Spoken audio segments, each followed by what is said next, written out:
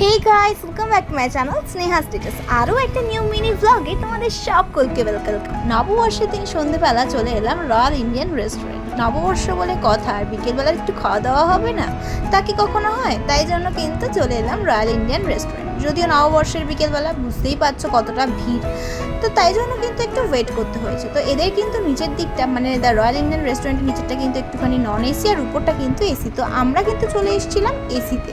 আর royal Indian restaurant হচ্ছে গিয়ে park সার্কাসের কোয়েস্ট মলের ঠিক কাছেই। তো এখানে এসে কিন্তু ফার্স্টে আমরা অর্ডার দিচ্ছিলাম। দেখো এখানে কিন্তু সব থেকে কিন্তু special mutton biryani and chicken biryani, আর তাছাড়া কিন্তু মাটন গালৌটি কাবাব।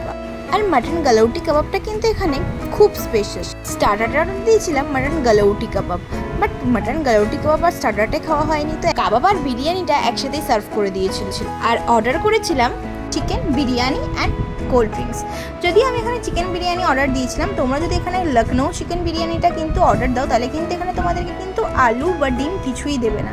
তাই জন্য কিন্তু আমরা এখানে নর্মাল চিকেন বিরিয়ানিটাই অর্ডার দিয়েছিলাম, তাই জন্য কিন্তু এখানে আলুটা দিয়েছিল। আর খেতে কিন্তু জাস্ট ওয়াও ছিল। অ্যান্ড মাটন গালৌটি কাবাবটা মুখে দিলে জাস্ট মেল্ট হয়ে যাচ্ছিল।